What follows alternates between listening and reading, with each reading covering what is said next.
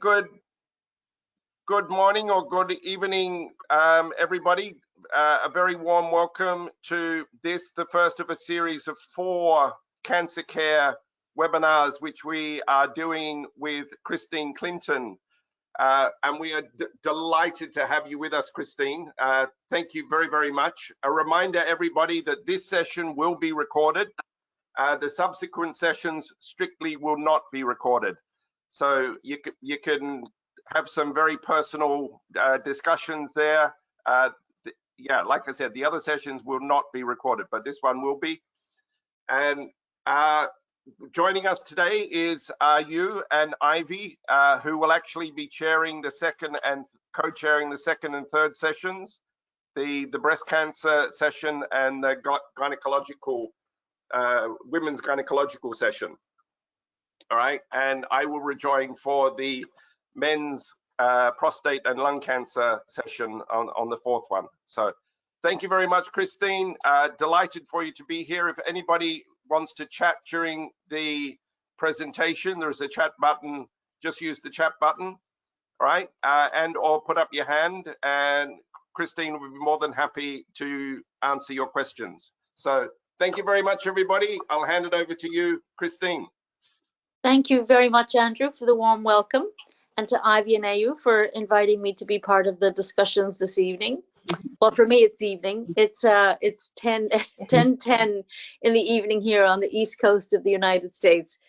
So I was really happy to have the opportunity to talk to you about cancer in a spa setting, because I think we need to understand just some of the basic numbers. First of all, Asia has the most spas in the world. And in addition, Asia has the most cancer in the world too, by numbers. So if we just look at those statistics, I think it tells us that we need to have a robust cancer care program in the spa to be able to deal with our clients that are coming to receive a service. And I know it changes, and there's a lot of variability depending on where you are in the world as to where your guests are coming from. You know, some regions of Asia, whether it's Southeast Asia or wherever it is in Asia, some of the guests will be coming from Western countries, and some will be coming in the Chinese market, for instance. They're mostly domestic, so it's mostly Chinese people going to Chinese spas. But, you know, if we look at the top 10 spa markets in Asia, China is first, then Japan, then India, then South Korea, then Thailand, then Indonesia, Australia, Hong Kong, Vietnam, and Taiwan. And those numbers come from the Global Wellness Institute, who had put together some information from 2017, 2018, where they had the most recent numbers from. But wellness tourism is on the rise. And that's, you know, more than just going on a holiday and backpacking around Asia, which, you know, used to be very popular. I actually did that myself many, many years ago. And that's where I fell in love with the art of massage, was in Bali, in Indonesia. And it just really opened my mind and my heart to what it means to really be nurtured and to have a therapeutic massage. So, you know, but when we look at the industry of wellness and wellness tourism in the Asia Pacific region, it's worth over $136 billion industry. So that's $136.7 billion industry is the wellness tourism market for Asia Pacific. And what does that mean to us as therapists? Well, obviously it means significant growth. We see over 7% growth in that area specifically. But it also means that when the numbers are 1 in every 2 people on this planet are expected to get a diagnosis of cancer at some time in their lifetime, we need to be prepared for those guests coming in. And rather than doing what we used to do, which was turn a guest away or tell them we didn't really have a service that was suitable for them, or in fact invite them to go to the thermal suite or have their nails done rather than do a massage or a facial because we really didn't know what to do. we have to recognize that those are not the best options for somebody who's in active treatment for cancer. And what we're also seeing is that our guests themselves are much more aware of what's available to them. So if we're looking at guests that are coming in from Australia or coming from the UK or the US or Europe, we know that there are many hospitals that now offer massage as part of what we call integrative oncology. So at their hospital, they're able to get a massage, or they're able to get reflexology, or they're able to get some kind of mindfulness option. So the idea that they would come to a spa and we wouldn't be able to do that just doesn't make any sense. So we really have to think about, what does it mean to add a cancer care program to the spa menu? And the key thing here is education. We have to educate our therapists how to be able to welcome a guest with cancer into the spa, and then know how to offer a treatment. And really it's about modifications, how to adapt a massage or how to adapt a facial for someone who's either in active treatment for cancer or somebody who has a history of cancer. And so we generally look at those two populations as separate entities. And because it's important to realize that, again, with the way, well, of course, COVID has changed a few things in travel, obviously, but there are a lot of people that might be in the middle of treatment and decide to take a break. You know, there's different ways of treating cancer: surgery, radiation, chemotherapy. They're the three main ways of treating cancer. And it is often the case that there's a break between the chemotherapy and the radiation schedule. So there's usually a month between those treatment types. And so what we're seeing in a lot of cases is people are going away to a spa or a wellness retreat to take a break and to start to feel well about themselves, and possibly to boost their immune system before they have to go and have another round of treatment, which, as I said, will be different and maybe radiation or immunotherapy or some other type of therapy. So, you know, when we look at the top 3 cancers in Asia, we're seeing breast cancer, well, lung cancer for both genders, both men and women, lung cancer. And then we're seeing colorectal cancer, again, for both men and women, and then breast cancer for women. And that's across the board. Having said that, when you break it down by country, it changes. But when we look at the mortality rates for cancer in the region, we're seeing stomach cancer and liver cancer being the highest causes of mortality. So there's 2 things we need to know about that too, and that is prevention. We need to be teaching prevention. And I think having a prevention program or having a wellness program in your spa is another option, in addition to having massage and well-being services. I think it's good to have education if you can. In fact, the Four Seasons in Hong Kong, one of their most sought-after programs is their Master Wellness Program. And that's where they sort of allow the guest to learn about wellness and healing through visiting therapists and visiting wellness experts. And that's become a big program in Hong Kong. I just did some training with the Four Seasons in Bali for a cancer care program.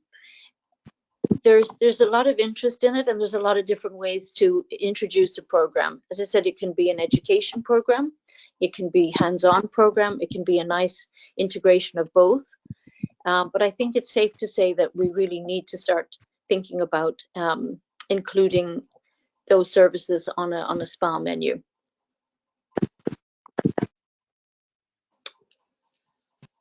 Andrew, I'm happy to take, if anybody's any questions about what I've said so far, I'm happy to take a question. Okay, so yeah, if anybody, if you want to speak, if you want to ask Christine a question, open your mic live or just write it in the chat. Actually, Christine, can I please? Are Sorry, you? Andrew. Yeah, do you mind to repeat again the top 3 cancer in Asia, please? I missed the number 2 just now, sorry. Yes, of course. The top 3 are lung cancer for both men and women, and then colorectal cancer. That is cancer of the colon and the rectum where they come together. Okay. So colorectal cancer, it's called, and then Okay. breast cancer for women. Okay. Thank you very much. They're the top three. But unfortunately, again, the highest mortality rates are with lung cancer. Yes. Okay. Which again is preventable because it's based on lifestyle. Right. So, you know, prevention programs. I mean, one of the biggest challenges that governments have, again, you know, it's over half the world's population, more than half the world's population lives in Asia, over 55%. So we have to think about what that means in terms of governments having robust screening programs. Some countries are doing very well with that. Singapore, Malaysia, of course, Australia, they have, and Japan, they have very good screening programs. But there are some countries that don't have any organized screening program. And therefore, if you're not looking for something, you're not going to find it. And what happens then is the clients present, or in fact, even the staff present themselves, you know, with a diagnosis, and it will be further along than it needs to be. If we look at cancer across the stages of cancer and the diagnosis of cancer, there's 4 distinct phases or stages of cancer, stage 1 to stage 4.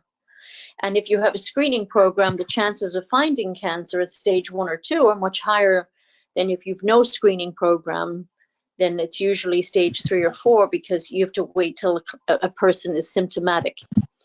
And that's one of the challenges we have in the region, is having a robust screening program. Yes, Andrew. Christine, from your experience, going back, you know, a few years ago, if somebody was diagnosed with cancer, it was basically a death knell and, you know, your numbers up sort of thing. How significantly has that changed, and how significantly has the early screening impacted that? Hugely, Andrew. It's a great question, but it's really, in the last 10 years, we're seeing a big decline in the mortality rates. So we're seeing life expectancy and survivorship increasing significantly. And again, that's down to the countries that have a good screening program. I think it's also down to awareness.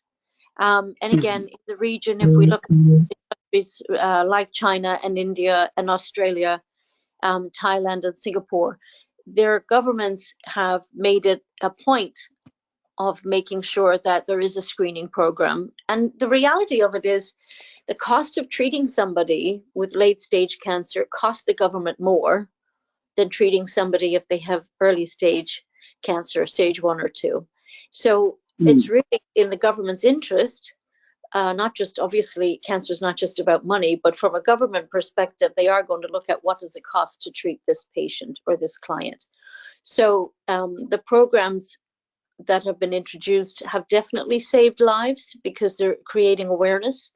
I think that when we look at, there's over 1 million in just spa alone, not if we take out thermal and mineral spa, but just look at spa services alone, there's over 1 million people employed in spa services across Asia. Again, these numbers are from 2017 and 2018, so I suspect it might be even more at this point. But we have to look at how well we're taking care of our staff. Yeah, maybe less, but I suspect it will be more. People are desperate for touch. Listen, it's the human condition. We are hardwired to be touched. We have more we have more receptors in our skin than any other mammal, number one. Number two, we've evolved to need touch. It's part of the human condition. And we see that when we don't get touch, how it affects us. And there's a lot of studies. In fact, there's some wonderful material online at the Global Wellness Institute if anybody wants to look at some of the studies there. But in particular, when it comes to massage, there's a whole body of work by a wonderful doctor, Dr. Tiffany Field, who's been studying touch research. And the benefits of massage, and particularly for infants, is extraordinary, what they've been able to prove and show. That massage from a very early age impacts the well-being of the child, improves their breathing, improves their IQ, improves their sense of well-being. So massage and touch, therapeutic touch, is essential for well-being.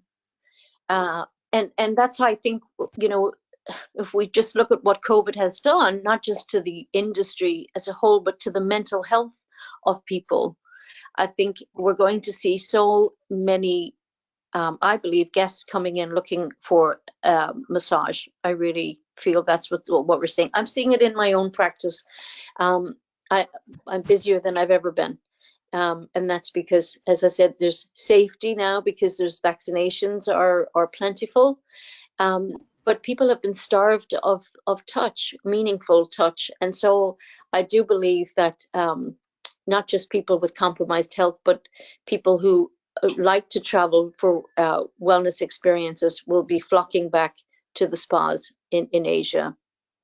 Okay, Christine, that sort of leads in nicely to my next question, which was basically the core of what the webinar is about here. The thing is, traditionally, when cancer patients have gone to a spa, and as soon as the spa finds out they've got cancer, it's like, shock, horror, I'm out of here. Don't touch them, don't deal with them, right? You know, everything's going to go wrong. We can't help them. Obviously, that's wrong, right? It is wrong, yeah. Things have changed big time. How can we as spa operators deal with people who have cancer? How can we help them? Well, the first thing we have to do is accept that you can help them. The first thing we have to do is dispel the fear, because the fear really comes from lack of knowledge. And as I said, education is key to introducing a program. There is online programs. Of course, I have one, and I'd love to work with the association to offer certification for your members, that they would learn how to confidently, safely, and effectively work with people who have cancer, whether they're in active treatment or whether they had cancer 10 years ago. There's still some modifications that have to be taken into account. The primary things are pressure, adapting a massage, adapting your pressure based on how the client is. You know, when we look, as I mentioned, that the three main treatments for cancer are surgery, radiation, and chemotherapy. And when we look at the three main cancers that we see in Asia, lung cancer, colorectal cancer, breast cancer, they're all treated with surgery, radiation, and chemo. So, you know, in terms of surgery, sometimes a piece of the colon is removed, for instance. The client might have a colostomy bag. So we have to make an adaptation for the position the client might be in. Maybe they won't be able to lay in the prone position face down because they have a bag. So maybe they need to be face up, or maybe they need to be sideline. When it comes to pressure, we know that chemotherapy affects the vascular system. So sometimes the veins collapse during chemotherapy. That's why we see sometimes a port has to be inserted into the patient or the client. They might have a port, and that's for access, to be able for their oncology nurse to be able to access their vascular system. So a lot of chemotherapy, not all, but most chemotherapy is an infusion. So sometimes it's in tablet form and sometimes it's an injection, but most of the time it's an infusion. So the infusion will go into the port, or the infusion will go into the arm. So a client might present and have something we call a PICC line. And during the training that I offer, we have lots of models that I've got lots of pictures, and we have some live footage of me creating a service and how we adapt it. But so sometimes the client's coming with an actual medical device implanted, and sometimes the client might have had cancer 5 years ago or 10 years ago, but they're always at risk for lymphedema if they've had a lymph node removed or if they've had any radiation to the lymphatic system. So in breast cancer, for instance, there's a couple of things that are quite relevant to breast cancer. One of them is during treatment, the arms have to be held above the head, and they have to be held in a static contraction for anywhere between 8 and 15 minutes. Okay, so every day the arms are up. And so just think about that every day. Just think about what muscle group is being used and where it's going to hurt. Well, it's going to hurt neck and shoulders. So the client's going to want a neck and shoulder massage, but we can't do a deep tissue massage. You can't use elbows, you can't use knuckles, because they're at risk for lymphedema and they're at risk for bruising because of chemotherapy. So we have to be able to adapt our massage to accommodate whoever and whatever the client presents with. So it really is an opportunity, Andrew, to bespoke a treatment. We have to have a look and see and what's actually happening with that client on that particular day. So part of the training is understanding how to do a really comprehensive intake form. We have to do a very robust consultation form. It's essential for determining the type of service that's best suited for the client. So when you send like a detailed consultation, normally you go into a spa, there is a generic health check, for want of a better description, right? So, but if you're dealing with cancer patients in terms of a supportive role, then the questionnaire has got to be much more detailed? Yes. So at the very least, you want to know if the client has had cancer or is currently in cancer treatment. That's at the very least, we want to know that. Then if they have had surgery, if they've had radiation, or if they've had chemotherapy, you need to know that. Now, if they've had immunotherapy or any other type of therapy, that's additional. But at the very least, you need to know surgery, radiation, chemo. And the other thing that's important to know is when. When do they have their last chemo? Or if they had any lymph nodes removed, we need to know, do they know how many? Do they know if it's from the axilla or from the groin? So under the arm or from the groin? Because that impacts lymphatic flow. And if it impacts lymphatic flow, then it's going to impact our pressure. Okay, so they're just some of the very basics that we need to know. And that's on it. So, I mean, I have a consultation form I'd be happy to share with the group that I can send to you later on that we use for treatments. But it's very important that we need to know, have they had cancer or do they have cancer now? So we call that active, if they're in active treatment or post-treatment. That's the terminology we use. That's the other thing that's important, is understanding the terminology. And again, the classes teach that language. We have a glossary of terms, so you get used to answering and asking these questions. And then if they had surgery, most of the time the surgery is to remove something from the body. So again, with colorectal cancer being the second most prevalent cancer in Asia, you can be, we can be sure that part of the colon is being removed. And remember, the colon's 5 foot long. It's a big organ, and most treatment for colon cancer is to remove at least a foot of the colon. So when they remove that piece of the colon, then they have to resect it and reattach it to part of the rectum. And that's why sometimes a patient will need a bag, sometimes they don't. It depends on what the surgery entails. But they'll always look to see if there's any cancer cells around the colon. So they'll take out some lymph nodes from the abdomen. And again, the lymphatic system is a very complex system and probably the least understood system in our bodies. But essentially, if there's any lymph nodes removed, we have about 600 to 700 lymph nodes in our body. They're not even sure how many exactly, because it's very hard to count them, because they're not just sitting there like little dots the way we see on the anatomical charts that were given in school. It's quite different. But the good thing is, I've through my years of working in cancer care, it's nearly 18 years now in this arena, I've gathered a tremendous amount of information from clients through the years, and I have some very, very giving clients that once they knew it was for class and for education, they were very happy for me to take footage or take images. So I used a lot of images in my class to show. When we look at what does a sentinel lymph node biopsy mean, because that's getting more and more common, and in Asia, you know, that is a service that's offered, and that's where they look at the first lymph node that the tumor might drain to if it's breast cancer. So breast cancer typically is either what they call in situ. It's right, either stays in the duct or else it travels. And I think I shared with you briefly before, Andrew, there's at least 4 different types of breast cancer, and then there's at least 4 subtypes of breast cancer. So we could have 8 women here and they could all have a different type of cancer. So when we understand that, we start to understand just how many different ways somebody might be treated. But one thing we do know is that the most common cancer treatments will cause skin conditions because chemotherapy affects the skin. It affects the cells that turn over quickly in our body.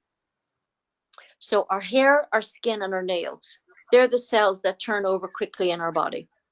And cancer cells are essentially cells that have lost the ability to regulate themselves. So in simple terms, cancer is out of control cell growth. So we normally have our cells are growing at a rate that has a beginning, has a middle, has an end, if we like. So it's mitosis when the cells are dividing, and apoptosis when cells are dying. And that's a normal cycle that all of our cells go through at some point or other. But with cancer cells, they've lost the ability to regulate that cycle. So they just continue to grow and proliferate. And that's essentially what we call a tumor. So Okay. because go ahead. No, well, I'm just going to digress maybe slightly. Again, specifically in terms of the spa environment, the type of terminologies you're using now is probably quite advanced. So as a spa operator, at what level do my staff need to be, or do I need to be able to offer these type of services? Or is it just a case of there's lots of big words, but the actual treatment itself and the way we can deal with it is actually quite simple? Yeah, well, I mean, the thing is, Andrew, we had to set some standards for education in this arena across the board. So, and that's where the SATCC comes in. So the language is global, and we're using language that your client might use, because again, if your client's coming from the West or Australia, they will have heard these words themselves in hospital. So we have to at least be familiar with the words. The good thing is, with the education program, there's a certain amount of pre-learning that they can learn online, that your providers, your therapists can learn beforehand, and then we do the actual practical training. But the treatments themselves are not difficult. Really, the treatments are not difficult, but understanding cancer and how it's treated and some of the terminology is a little more difficult. But they're just words, Andrew. The most important thing is that we connect. We connect with the guest, and that we offer meaningful treatments that are suited for their specific needs. And we meet the clients where they're at. As I said, if some clients are in active treatment, we tend to have to be more aware, more careful because of the risk factors, as I mentioned before. Their veins, for instance, as I said, Right. In a lot of cases, veins are compromised from chemotherapy. And the same if lymph nodes have been removed or if lymph nodes have been radiated. But if a client said, well, I had cancer 10 years ago, we know that they've had a longer time to heal. It doesn't mean we can do whatever we want, but it means we don't have to have the same considerations as we would for somebody who's in the middle of cancer treatment or who's maybe a year out. So we do. That's why it's really important to get a good consultation form, because we can adapt as the client needs us to. Okay, and those consultation forms is part of the training? What's that, sorry? The consultation forms and understanding those consultation forms, that's part of the training that's covered under your SATCC training? Yes, absolutely, yeah. Okay, and Ivy, sorry, you had a question? Yeah, so as what I understand while Christine is explaining everything, so as a spa operator or someone working for the spa, if some cancer patient coming in and would like to have a massage or a therapeutic massage, we can allow them on a case-to-case basis, correct? Yes. Yeah, Yes. case-to-case basis, depending on the current and past history. Yes. Yes. So in short, we can allow them to have massage. Yes, Ivy, we should not be turning anybody away. There's really no medical reason why we would turn someone away. It's back to, like Andrew just said, it's really down to education. We just have to know how to adapt for that specific client. I see. Okay. And But the for same someone, with facial. yeah, for example, a customer or a cancer patient just had a radiation. Okay. Can we accommodate them at the spa if they want to have a massage? Yes, we can. I mean, they will be told by their oncologist not to massage the specific area where radiation is happening. So, you know, radiation happens in a cycle. It's every day for 5 days. Then it's then after 5 days, and typically 5 weeks of radiation is the average. So 25 rounds of radiation. So very often the client will be told, don't put anything on the site of radiation. So that's the only thing. We, rather than say avoid the area, we would just do resting hands, so that you're including the whole body, because we have to think about the energy of the body too that it's going through. So that's what we need to be mindful of. But Usually, there's absolutely no reason why they can't attend the spa, none whatsoever. usually for radiation, right? When a cancer patient had a radiation, there are some precautions from the doctor that you cannot mingle with your family, or sometimes with children or pregnant women, right? This is also a consideration when a cancer patient had a radiation. So there's different types of radiation, Ivy. We've got internal and external radiation. And if the client has internal radiation where there are seeds implanted in the body, then the client is radioactive, and they're usually in the hospital. They're not usually attending the spa. But if they're having external beam radiation, there's no reason why they can't come to the spa. Okay, so we need to know if it is internal or external. Yeah. Yeah. Yeah, we Okay. do. And again, I have lots of photographs to share with you of clients that I've been treating during their radiation treatment. And we have studies. Again, this is not just my opinion. I want you to understand something. This is something that we can show unequivocally, that it helps to have touch therapy during cancer treatments. I've worked with patients while they were actually receiving chemotherapy. In the chemotherapy suite, we were able to do reflexology treatments. When I did my training many years ago, I trained at the hospital, and we were brought into the ward and given the very same documentation as the oncologist was. And we were able to speak to the patients and ask them what they wanted. Now, obviously, that's in a hospital setting, not a spa setting. But to Andrew's point, how do we take that data and turn it into being relevant for the spa? And what I can tell you is, again, as long as the spa, and I would assume that after COVID, people have improved their sanitation processes at the spa, and people are more aware of hygiene and sanitation. So there's absolutely no reason why somebody going through cancer treatment cannot avail of a treatment at the spa. Yes, are you? Christine, may I ask something? It's very something that is new for me. Fortunately, in my life, I didn't really have to encounter quite a number of cancer, so that I think I would say that is a blessing. But I would like to know more about this, especially when we are in the spa industry. So, giving care for the cancer patient, what will it be the benefit for the patient in a way that why do they want to come, and what can we offer to them? I'm sure your training will highlight that, but just as a glance for everybody to know, what can we do and what will it affect the patient? So that's a great question, Ayu. And it actually, there's many different benefits, but the most important one probably is that we can help to induce the relaxation response. So we can actually help to sedate the central nervous system, which helps the client to relax, which helps them to sleep better. It helps them to digest better. It helps to, in particular, sleep. Did I mention sleep already? But it helps to decrease anxiety and decrease pain.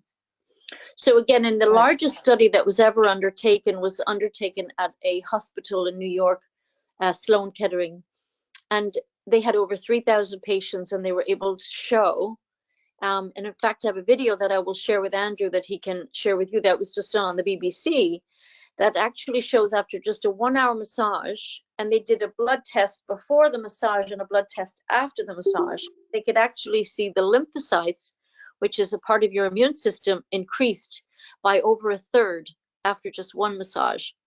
So we know that it actually helps the immune system, but it also helps to decrease pain and decrease anxiety. Right. My question will be, during the time that you practice cancer care in the wellness industry, will you ever encounter any challenge that you have the opposition from the health ministry? I'm sure this will happen in Malaysia because, like you mentioned, we provide a good screening, but the health ministry are not in favor with the spa industry at the moment. So we might going to see some objection from them if we were to offer this kind of service in the spa. But I'm sure with a good certification and good proof to show to them that this actually a service that will help the patient, will help us as a whole industry and to the cancer patient as well. So I would like for you to share with us a little bit more about the this part of going to the theory and then going to the government side. Yeah, so I think that's really important that we actually take an active role in making, creating awareness from a consumer point of view, but also awareness for the government, so that they understand that we have the science behind what we're doing. Again, these are not my opinions, although of course I can show you in my training before and after photographs and give lots of testimonials.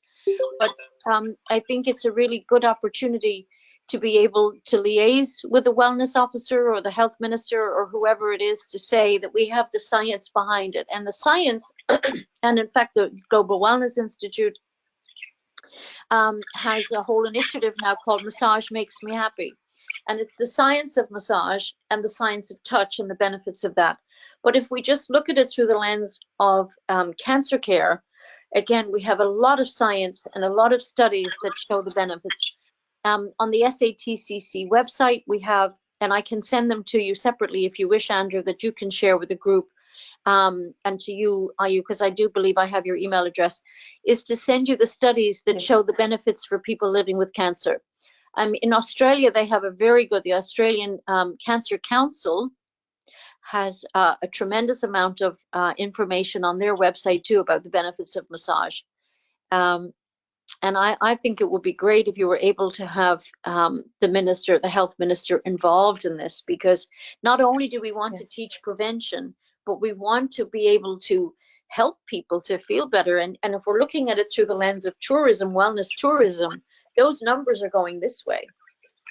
If people are coming here, coming to Thailand or coming to Malaysia or coming to Singapore, wherever they're going for spa services, and half the world's population is going to have a diagnosis of cancer at some point in their life, how can it be right to say, no, I can't see you? How can it make sense to turn these people away? We can't. And, you know, in some cases, so in the UK, for instance, when I was doing a training in London, we had a group of 18 people came in to be models for the training, right? And 2 of them were suing their spas for discrimination. 2 women, and they both won their cases. They sued the spa because the spa discriminated against them and said they couldn't have a service. In the United States, it's the same way, because the Americans with Disabilities Act says that we cannot discriminate against somebody because they have a disability. And if you say you have cancer, it's a disease like diabetes is, like heart disease. It's just another disease. You can't treat that person any differently. Wow, that's so. I think that's a bit of a wake-up call for everybody. Sorry, Mia, you want to ask a question? Yes. Hello. Hi. I'm Hi. Mia from Jakarta. Hello, Hi, Christine. Yes, it's very interesting to hear all your explanation about cancer and how we could do the therapy in our spa. Actually, I've experienced this with my mom. She's been treated for her cervix uterine cancer in Germany in 1985, and that private clinic, they include like a spa treatment. So they include like a lymph node massage and aromatherapy and music therapy. And also with my father-in-law in 2015, he has been through a treatment for lung cancer in Ferita Life, Thailand, Bangkok. They also included the treatment like in a spa, like lymph node massage for him, like oxygenation, like some exercise, health food, like that. Yeah, and it's been helped them a lot with the decreases the pain and anxiety and the sleep quality, and also I think they life expectancy, because my mom survived for almost 14 years with her treatment. That's great. And my father, yeah, I think it will help, and I will ask you what kind of certification in our certification for this, what kind of therapy, or what kind of module you will be giving us, and what is the minimum level? If I am a medical doctor, but has our therapist been through has been like a medical school or nurse school for entering this course? It's not a prerequisite that they've been to nursing school, but obviously that's a huge benefit if they are. We appreciate that there's many different levels of education across the spectrum of spa in Asia. We understand that, but the training is broken down into different segments and different levels. So we will have a foundational level to start, and then we can do an advanced one later on if people are interested in that, and do advanced techniques such as scar tissue release and myofascial release and things like that. But we will start at a foundational level, which is understanding cancer, and then understanding how cancer is treated, then understanding the side effects of cancer treatment, then understanding the ingredients we can use and products for the client. And then our module 5 is spa services and how to accommodate a client. And then module 6 is prevention, how to treat prevention for each of the therapists themselves, so that they leave with the knowledge for how to live a healthier life in themselves. And they're the 6 modules that we'll cover in level 1, in the foundational level. Okay, so there will be several levels. How many levels? Well, there'll be 2 levels, but there's 6 modules in level 1. Level 1, 6 modules, and level the second level?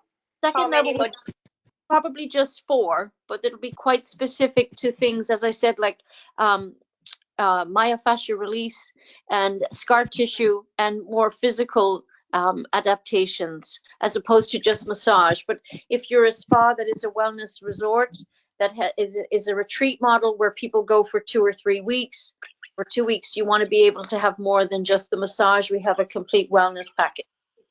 Yeah. Okay, understand. And then all the modules, how long is the certification? So the class, in order to become certified, is 3 days. It's 21 hours. We do have some pre-learning, which again, it's all available online now, that you don't have to do live. However, there is a requirement to do 1 live treatment with me observing in order to get the certification. So you would do all the modules online, and then there's a quiz after every module. And then when you've completed those, then we have you schedule with me to what you do, carry out the treatment. And then that certification is good for 2 years. And then the requirement is that you just do a refresher, which is just 3 hours of a refresher every 2 years. So after we, Sorry, Christine, a lot of question. Yeah, after we finish our modules and quiz and all the examination by you, and then we have 2 years license Yes, for okay. And then every 2 years we have to refresh again. correct. Okay, thank you. Thank you. You're very welcome, Mia. And I'm so glad that your mom did good. So 14 years is a long time. And Yeah, because she start we knew about her cancer from stage 1, and then she passed away after 14 years on a stage 4. At that moment she has colostomy, and I know how to treat the massage for her and all the things like infusion, and it's very sad, but I know the journey. But, Thank you. well, thank you for sharing that with us. But it's really good that your mom was able to benefit from your knowledge, because that's the key thing here, Andrew, is knowledge, and education is key. We can adapt any massage and any facial for any client, no matter what their health history is. But with a history of cancer, we can absolutely improve their quality of life. We know that for sure. All right, but just to, Thank you. in terms of legalities and whatever here in Asia, just to be clear for everybody, you know, in terms of spa, generally we're talking prevention. It's only if you get into those specifically medical facilities, ones with doctors or whatever, that you go to the more advanced stuff, right? Yeah, the spa is primarily prevention, so let's focus on that as well, and or getting people who have cancer and allowing them to feel comfortable. In no way, shape or form are we attempting to cure them, bringing them into our spas. So, oh no. This is, and that's the whole thing about integrative oncology. It's about we support the body as it's going through the cancer treatments. So in other words, we know that chemotherapy is going to affect the microbiome of the skin, the microbiome of the gut. So, and we know all disease processes begin in the microbiome. So for instance, if you have a wellness retreat, you can have specific food types that we know help to boost the microbiome, whether it's kombucha or fermented foods. You add them to the menu. Your treatment menu includes not just hands-on, but Tai Chi or Qigong, mindfulness programs. So we're not talking about curing at all. We're talking about supporting the mind and the body during cancer treatment. Yes, fantastic. I agree with Christine, because my father-in-law also, at that moment, the clinic always supporting him. He's been treated in Bangkok hospital, but the clinic supporting his cancer treatment for his lung cancer. Mm-hmm. And it's very helpful for him, not staying in the hospital all the time. Yeah, we have a very important role here to play, and that really is quality of life. That's what our role is. We can improve the quality of life of our clients living with cancer by sharing our gift of touch, and we do that by having the knowledge to know how to modify the touch. What's best suited to this client?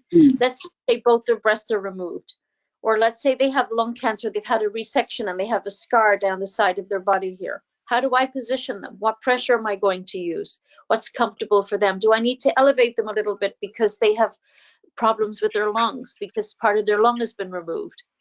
So it's just about adapting the massage for every person, and that's why knowing how to take an intake form is really an important part of that process.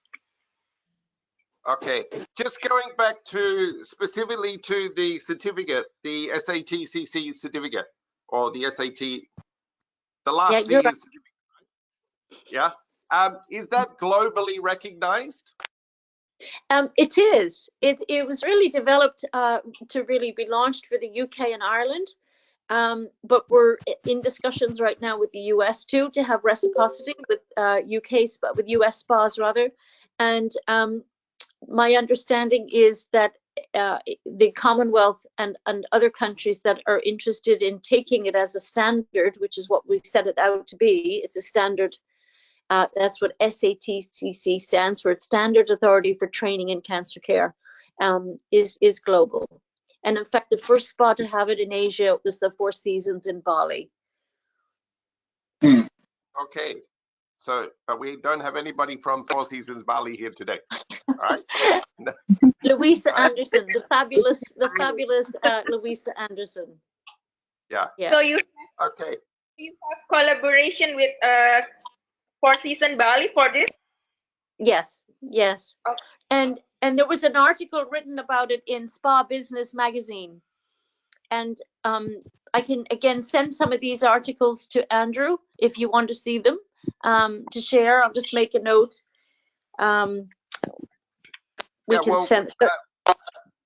Yeah, we would be looking to, as a follow-up of this, so that we can continue to keep the channels of communications open, the APSWC would be looking to post news articles and information articles on the APSWC website as well. All right, so we would be more, I mean, whether we write them or whether we republish other articles that have already been published, but there will be more information posted on the APSWC website as a follow-up to this. Like I said, I mean, this is stage one, or the first of what will be 4 sessions with Christine, who has suddenly just dropped out, so hopefully she can rejoin us. But yeah, if anybody else has any questions when Christine comes back, and or if you want to save them up and ask them on Thursday if they're pertinent to breast cancer, or on Friday if they're pertinent to the gynecological cancers, please do. Prostate and lung cancer is in a couple of weeks. So yeah, hopefully Christine is coming back. We've never had it before where our key speaker has disappeared. But Mia, I would like to say to you, thank you for asking your questions, because obviously you're speaking from a real life experience sort of situation, and you've replicated a lot of what Christine has been talking about in terms of the experience of the client. So, you know, we can deal with it, we can cope with it. Yeah. So, yeah. Are you any questions? Yes. Or any comment? Anyone to add to that?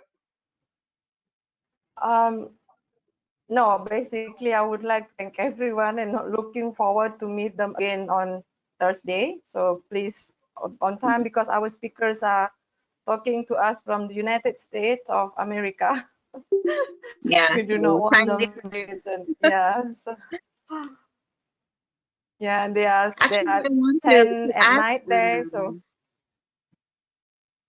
yeah.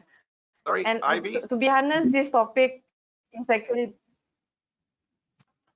Go ahead, Ivy. You continue. It's okay. Just wanting to share with everybody, this topic was actually brought in by Andrew because of an experience of a member that we would like for all of us to have a little bit more of knowledge in operating our spa and taking care of our cancer patients and ourselves. So that's why Andrew was very excited and pull this thing together, which we really have to thank him for doing it. And in Christine, which I think is such a fantastic knowledge for all this. And me personally, I really see that myself wanted to dive in further, and I will join the 3 days first stage of the training.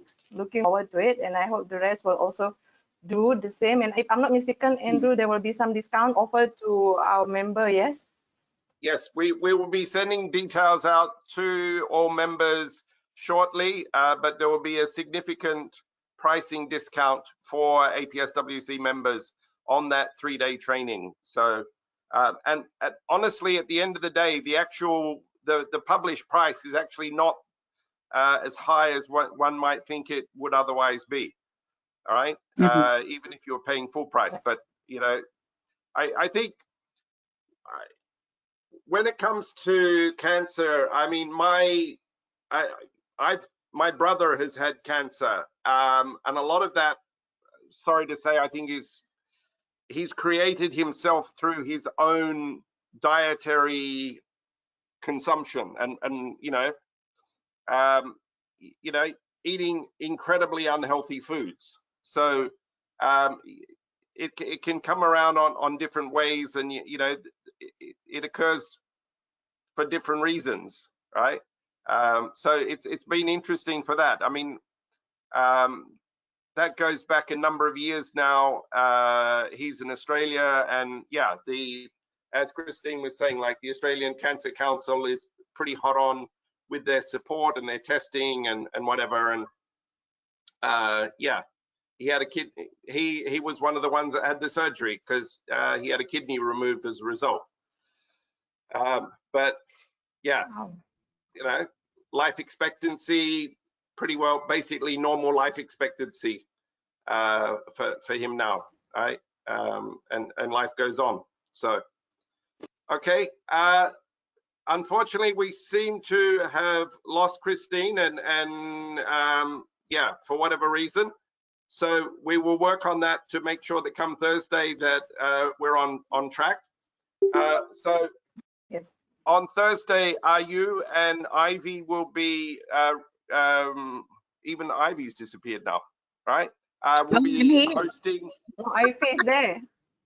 I'm here. Not on my screen. She's Okay, there. no problem. See? All right. Anyway, you're there. That's it. That's what matters. All right. So yeah, on Thursday we're talking about breast cancer, and just to be clear, this is not exclusively for women. All right, men can suffer from breast cancer as well. So, but the event on Yes. Friday will be a women's only event. Okay. So, and we're doing this in such a way to try and give you guys the opportunity to openly and candidly discuss with Christine what could for many be seen as the more sensitive side of this, of perhaps you're touching on personal information. All right, that's why the subsequent sessions are not being recorded. Okay, this one is, we will post it to YouTube, so there's a general information out there. I hope you're all subscribers to the APSWC YouTube channel already. All right, we haven't started giving out special deals for people who are, but we've just launched that channel, so we're looking to grow it. And towards that angle, we do actually have a live video at 4 p.m. today, Alyssa, right? Yes. Yes. Okay. Okay. Alyssa's video talking about Alyssa's back. is going live on at 4 o'clock this afternoon, Malaysian time. So if you want to, it's only a 10-minute video. So, but if you want to chat with Alyssa during that time, you can. Oh, Christine, you're back. Hi, I'm sorry.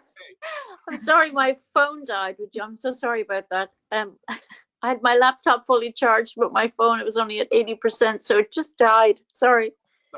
No problem. All right. So we're just having a chit chat anyway. So is there anything else you would like to add at this stage, specifically in terms of the certification? Just that I would be honored and thrilled to be the one launching this work in Asia. I think it's very necessary, and I think the fact that we've been able to put together an online program that accommodates everybody's time scale, that it can be downloaded at any time, and of course we will be offering a special rate for the members. So we can discuss that at whatever time is appropriate to do that, Andrew. But I just think we have to accept that it's necessary. We have to accept that it really does help our clients. And then we just have to move forward to see when we can, how fast we can get it done. Yep. Sounds good to me. So thank you very much, everybody. I think it's getting late in the US, so I think we thought Christine had actually nodded off. So, all right, but she So just before we go, does anybody have any last question for Christine before we wrap this up?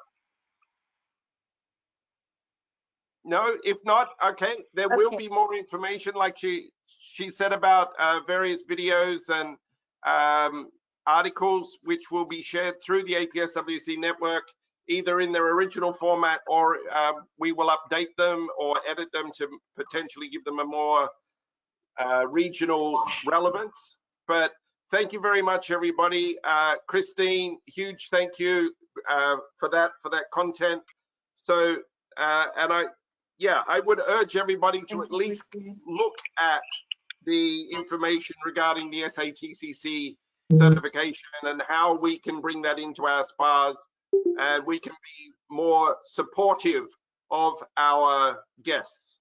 So thank you very much, everybody. So Thank you, for those Andrew. that are joining on Thursday, we'll see you 10 o'clock on Thursday, same time. Subject is breast cancer, right? Okay. And or this afternoon at 4 o'clock on YouTube for Alyssa's Urutan, Malaysia. Thank you very much, everybody. Love to see all of you. Thank you, Andrew. Thank you. Bye. Bye. Bye.